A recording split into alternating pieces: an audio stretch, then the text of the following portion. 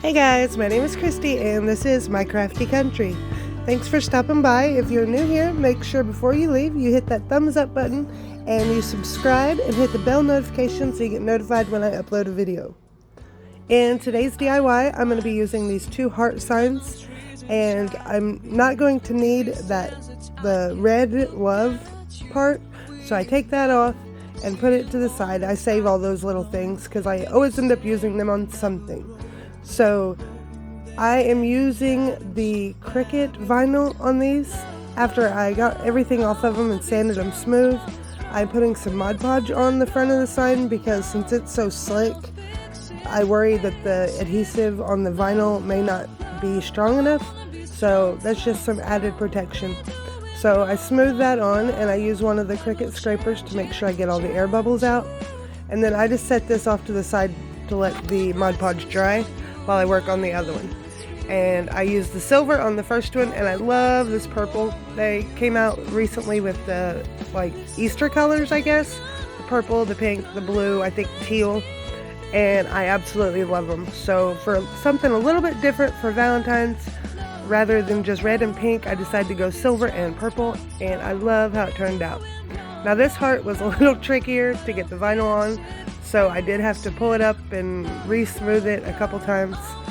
And then once I get it on there, I get a sanding block and just start sanding off the edges. Now make sure when you do this, I've said before, always pull down, because if you go side to side when you're sanding, then you run the risk of ripping the vinyl. Now the outside of this was really easy to do, but the inside was a little trickier. So if you do have trouble with the inside of a heart like this, cut out what you can, and then if you can't get your sanding stone in there somewhere, you could also get one of the Dollar Tree's fingernail files.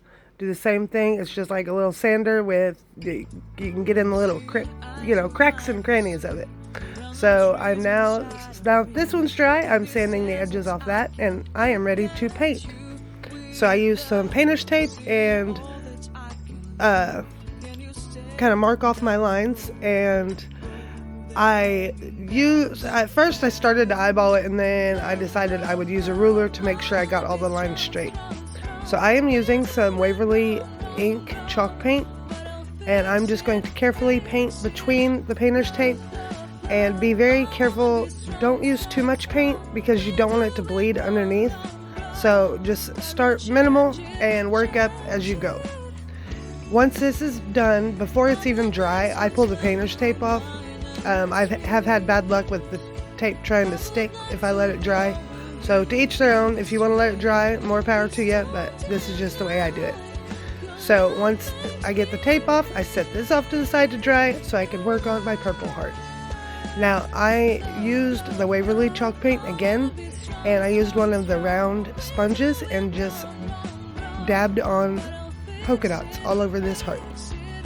Now they are ready to be glued together, and I do take the galvanized word off that I got off of the big heart and put it across the purple one, and then just use some twine for a hanger. I hope you guys enjoyed this DIY. If you did, make sure you like and subscribe before you leave, and I will see you guys in my next video. Seeing eyes of mine, you see, they run on trees inside of